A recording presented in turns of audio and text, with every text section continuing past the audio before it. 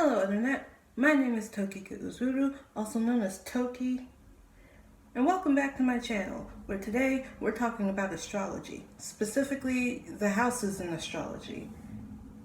And like every video that I do on astrology, I'm gonna have to go ahead and put a disclaimer in like the first few seconds of the video.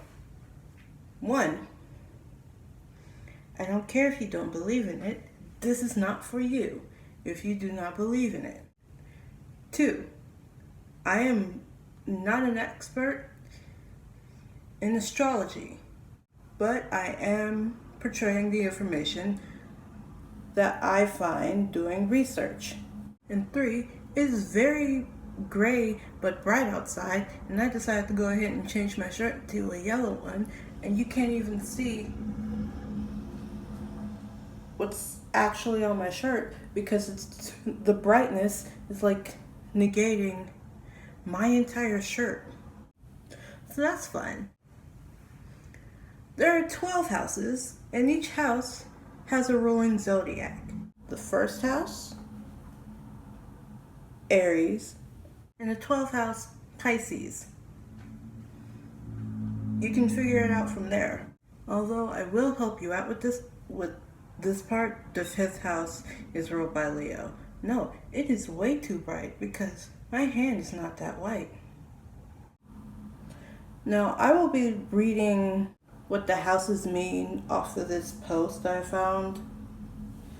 And again, as I'm doing research, this post is very helpful for when you just need like a cheat sheet.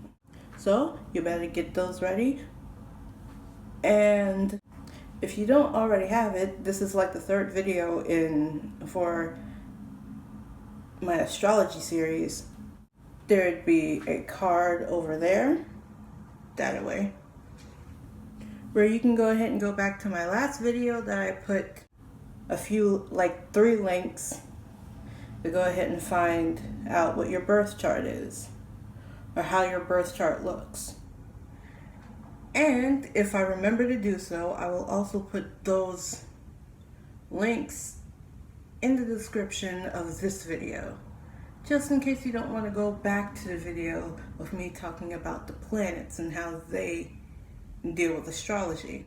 This is also like not even part of the video. It's not supposed to be part of the video, but I ended up going to the dollar store, and I found a little crow friend. A styrofoam crow friend. And right now, 1, I named him Crow Biden because I thought it was funny. And 2, he is now sitting right to go ahead and look straight at me as I do this video, because I thought that'd be fun.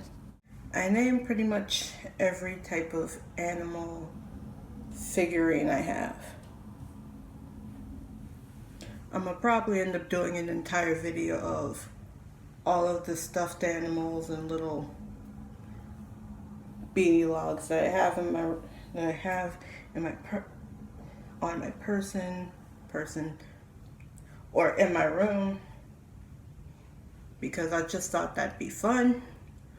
But right now we're gonna be working on astrology, and we're going to go back to what I was saying before. If you want to go ahead and learn more about this, I have an astrology studies playlist on my channel, which I will also put a card for, where you can go ahead and go through that, and maybe they'll explain this better than I can. I don't know. So let's get started with the first house. So you will find under the first house your ascendant sign or rising sign as well. And that would be classified as your image or the outer layer of you. Think of it as like the front desk lady. I say lady because that's what popped up into my head. The person that would be at the front desk when you go into like a very high-end office building. And now we move on to the second house, which would be in charge of how you deal with money, what you would value, your material wealth, values, and self-esteem. So like throughout this entire video, I am also thinking of my birth chart. Even though I can't see it, I remember a good portion of it. So while I'm going through this and reading it, I'm also thinking about mine, which I asked you guys to go ahead and do that too. So it would only be fair, right? Fairness. That's how we do this. Third house. So it governs how you communicate to others or how you speak. Similar to Mercury. It also has control over how you deal with other people, like your neighbors or your siblings. We're going on to the fourth house, which controls how you deal with home and family things, where you feel you belong, and your emotional foundation. Fifth house. It's about romance, creativity, and kids. So it's like how you deal with romantic things or how you deal with kids, which for me makes sense. I am out. I forgot I gotta finish this video. But now we're on to the sixth house, and that would be about daily work, health routine, being of service to others, alternative health, job situation, etc. I just saw a limousine. So it's basically how you deal with work, service, or daily tasks. Now we're going on to the seventh house.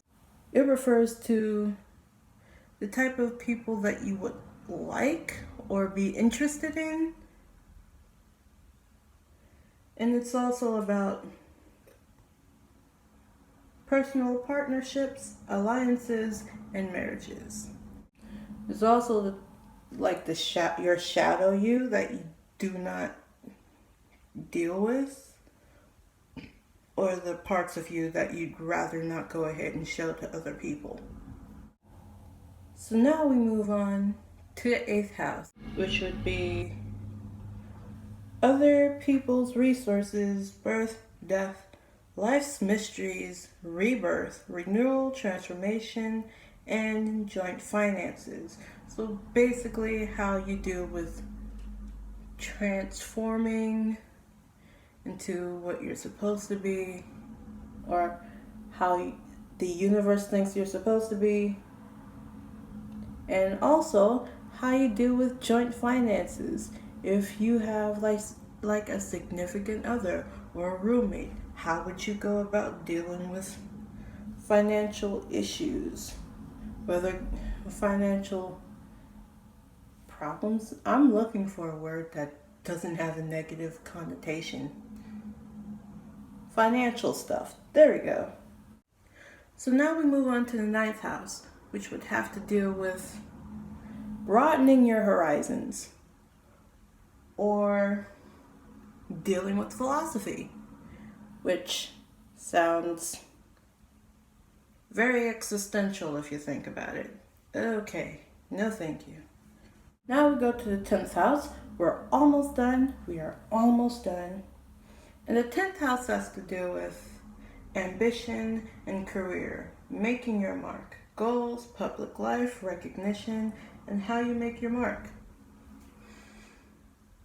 It's where you would find more information on the type of career you would be best suited for, but also how the world would portray you. In general, how the world sees you. So now we're on to the 11th house, and the 11th house has to deal with friends, social circles, networks, and your wishes. Your spiritual aspirations. Your spiritual aspirations. And what type of group of friends you would end up having, or how you would deal with having friends.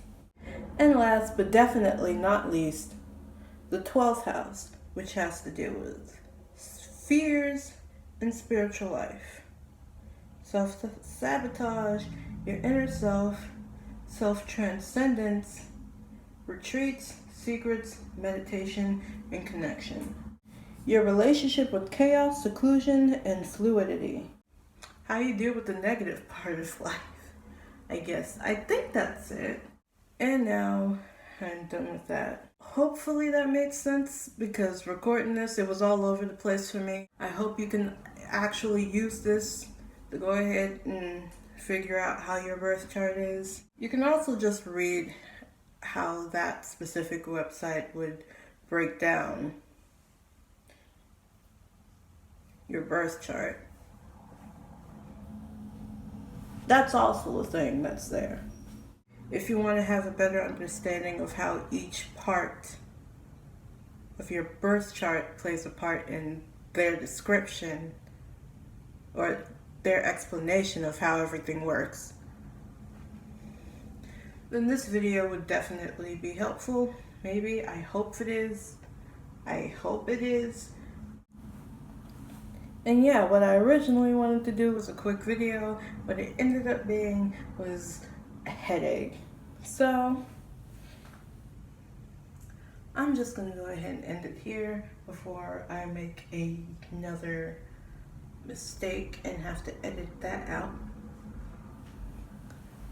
So, as always, I will go ahead and start off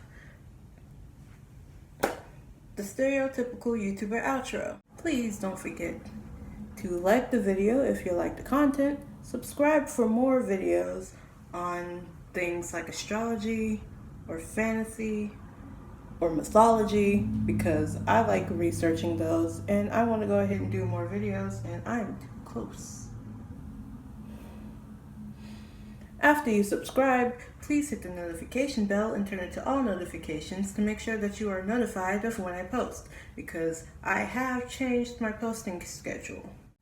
Comment below any other things that you would like to know about astrology. Maybe I can go ahead and answer it or refer you to a person that's more educated on astrology, or if you want to go ahead and just give recommendations on what video I could do next. Put that in the comment section below. As stated earlier, I will have links to calculating your birth chart down in the description below if you want to go ahead and do that. And that's about the end of the video. And I'm done. I am done. I also might just be hungry. And I better go ahead and just end the video now before it becomes like 30 minutes, and now I'm going to end up having a 30-minute video to edit. This is Toki signing off.